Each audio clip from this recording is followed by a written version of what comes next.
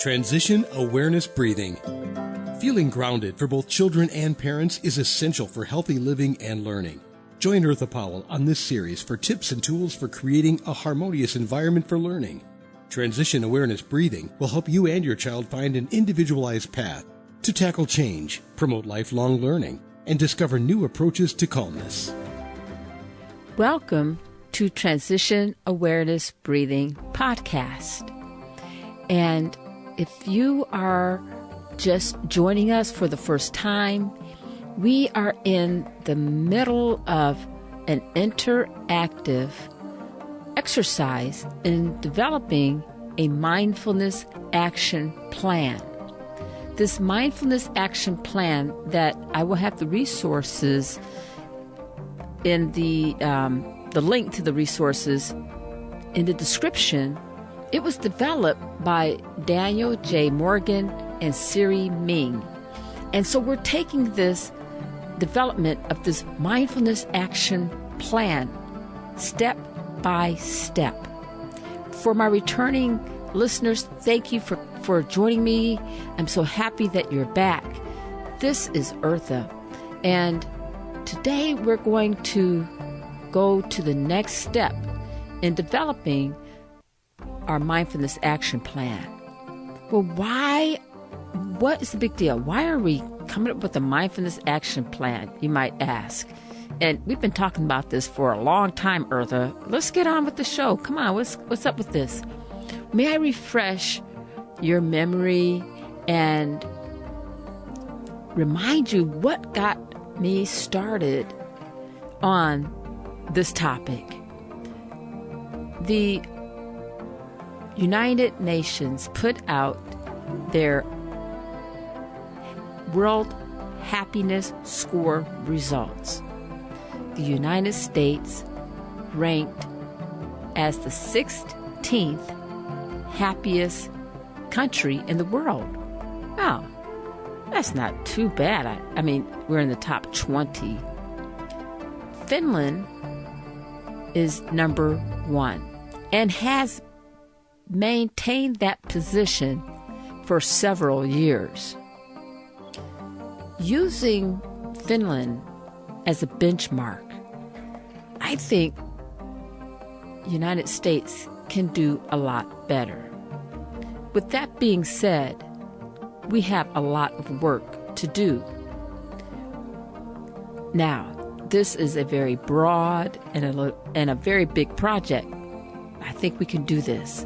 If each person who listens to this podcast, listens to this series, recognize that in our own sphere of influence, we can increase our happiness score in our lives and in the lives of the people who we are around, that in itself is worth the effort of learning how to improve and raise our happiness score. I came upon this article that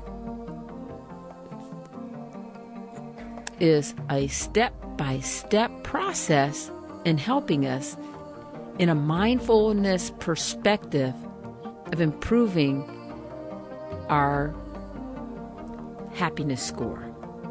That's the outcome. But before I get any farther, I would like to thank Web Talk Radio for allowing me to bring Transition Awareness Breathing podcasts to you. And thank you to my producers, Mary Lou and Sam, for making Transition Awareness Breathing podcasts available to my listeners wherever they go. Okay, are you ready to begin? I invite you to jot this sentence down, and it is a outline of the mindfulness action plan. I am here now, accepting the way I feel and noticing my thoughts while doing what I care about. And this is a great review, and it helps us keep track of how we are moving along and developing our mindfulness action plan. As a review, we talked about the I am. The I am part of this sentence recognizes and helps us to focus on ourselves, not our roles, to really let go of the roles, whatever role you may have, and just focus on the you. And maybe it's been a while since you've focused on the you because you've been so busy juggling all the balls of your work self, your friend self, the relationships that you may have with different people self. And so the first part of the mindfulness action plan is getting back to that core you. The next part of the action plan we talked about, the mindfulness action plan we talked about, was the here and now. And to really center our thoughts and our awareness on what we are doing right now, and to just let the thoughts and distractors of the past, thoughts of the past, and even thoughts of what's going to happen in the future that we may not be aware of, but sometimes that happens. We have thoughts about the what ifs. And so in the here and now, it's an encouragement to just focus in on right now. Just take a moment and be aware of what's going on now. Last time we talked about the accepting ourselves and acknowledging emotions that we are having, and it's not that we are ignoring our emotions or looking at things, life situations from a rose-colored glasses, so to speak, but we are recognizing and looking at our reactions and our emotions, and not letting the emotions and reactions, not letting them distract us. And if it means to relearn how to be psychologically flexible. And one thing I also want to bring up is our stress reactions, the fight, flight, or freeze. Those are healthy responses that help us maintain our safety, the safety of our environment. Our environment has changed. Our stressors have changed. And so we may have to relearn our responses to different stressors or triggers that is more beneficial in this time, in this day and age. And so, we're not being chased by dinosaurs or pterodactyls or anything like that. So our responses should be a little bit different. So now, today, I would like to continue our discussion and talk about the next part of the mindfulness action plan, and that is noticing. As I was reading Noticing, in my perspective, it is a lot about awareness. And it seems like the whole action plan is about awareness, but I think the noticing part in this action plan is very, very critical in showing us how to use awareness. So let's get started on this part. The first part of the noticing is recognizing diffusion versus fusion noticing. So when the resources indicate diffusion noticing, what this means is observing our private behavior. Well, private behavior, what does that mean? Okay, so the private behavior, what they're referring to is our private thoughts, and thoughts are a behavior. If you can be open to recognize that part. Our thoughts are a behavior, and with those kinds of recognition is that we won't allow our thoughts to control our behavior. So there's flexibility, there's observing what our thoughts are. The next part is fusion. The fusion noticing is the noticing the private thoughts, the private behavior, yet they are rigidly directing our actions. So with the fusion noticing, our thoughts are directing our actions. It's like the thoughts are in control of us. And I invite you to challenge that. It's, with the fusion noticing, it's almost suggesting that it's impossible to control your thoughts. And some may agree, yeah, it is impossible to control your thoughts. I challenge that, especially the article goes into that it is impossible to control your thoughts, especially during a stressful period of time and an environment. And I think maybe in certain situations, if a person doesn't have the education about what the situation is, and that's my challenge. I disagree with the suggestion that it's impossible to control one's thoughts.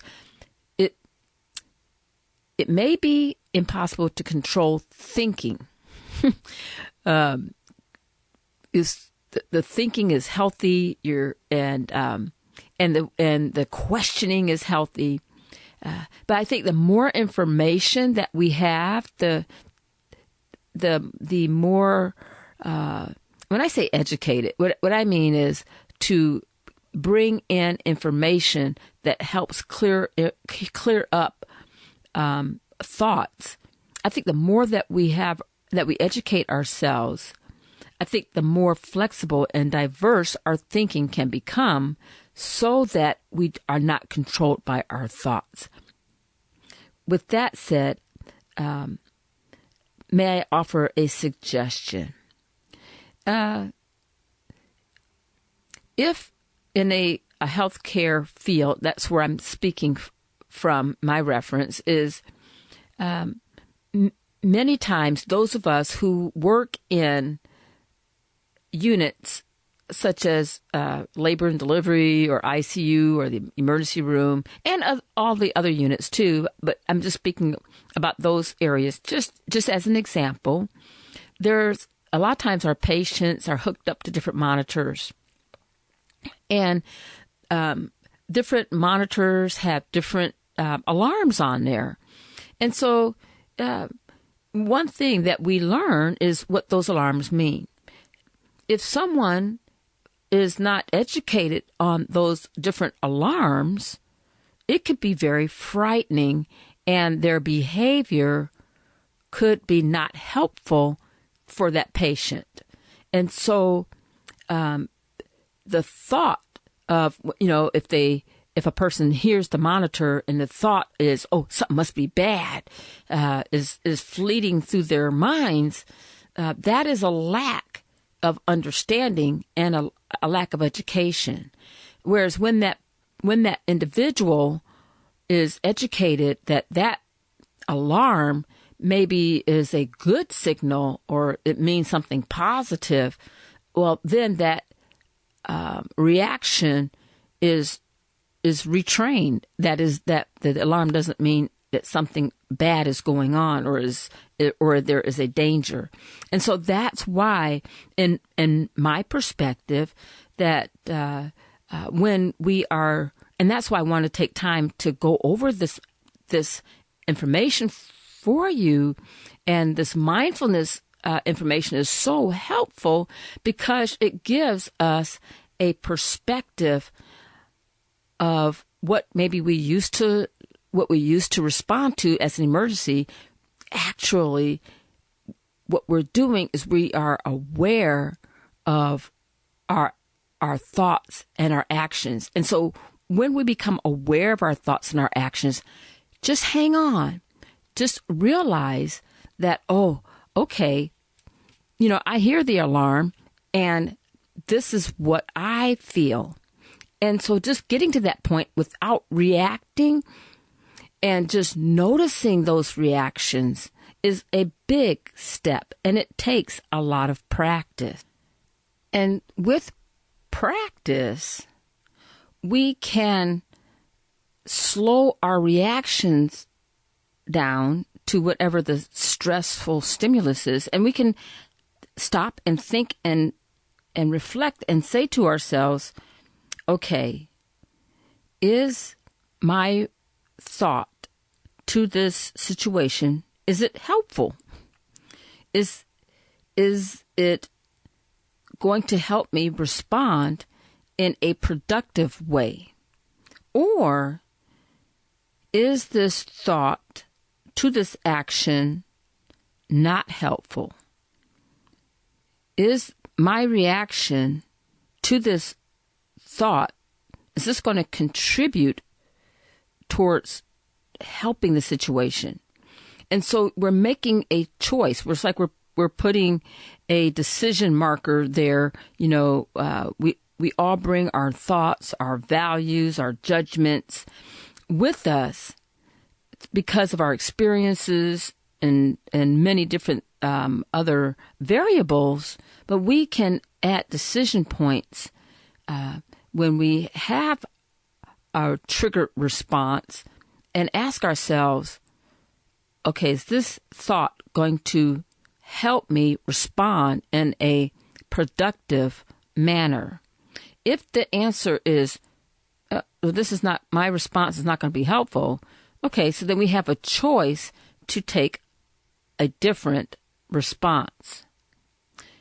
If we think our response is helpful and it turns out not to be helpful, then we have to be open and invite ourselves to relearn and be open to learn a new response.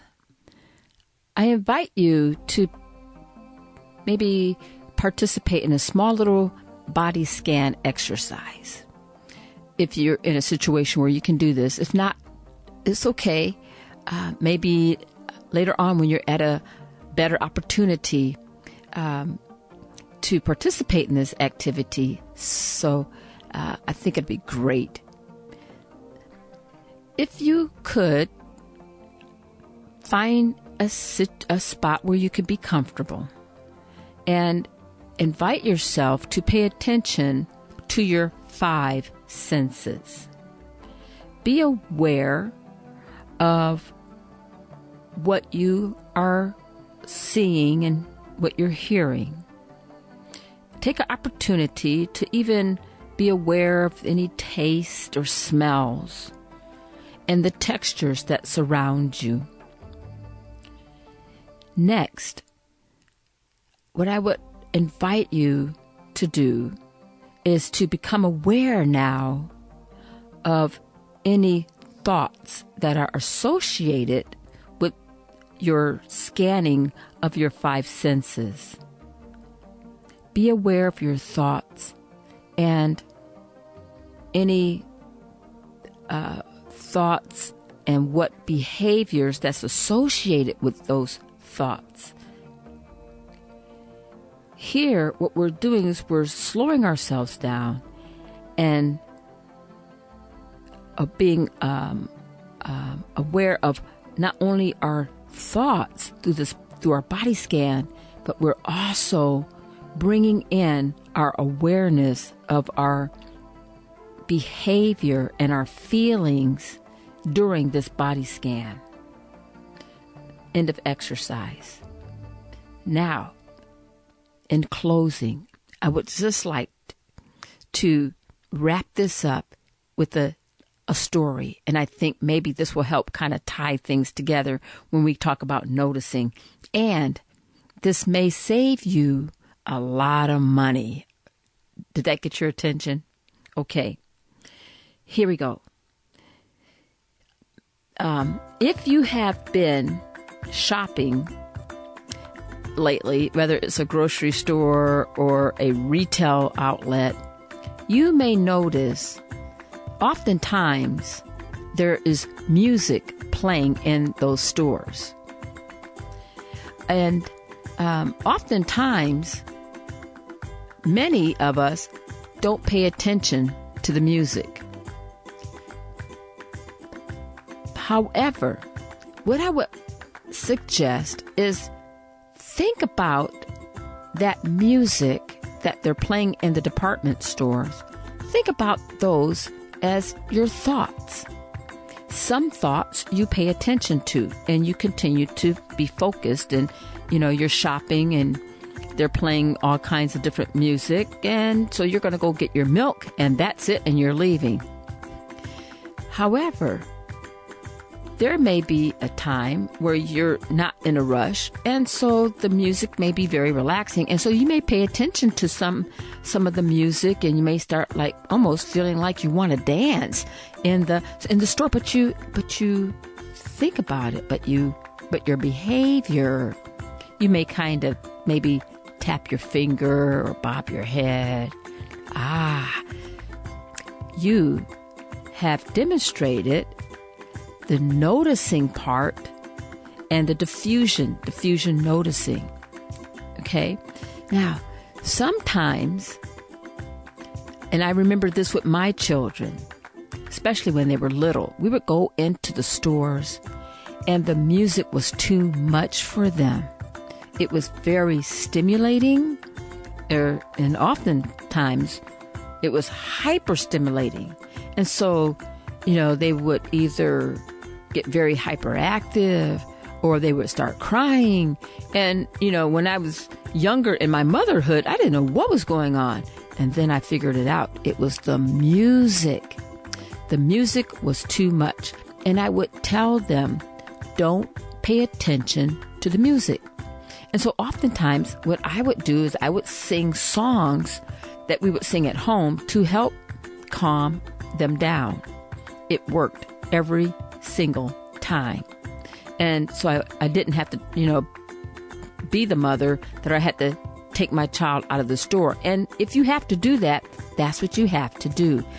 And here's the part, Meg, and many of you may already know this, but oftentimes they're playing certain music in the stores on purpose. It's a marketing technique to help the customers stay in the store longer, or to leave the store.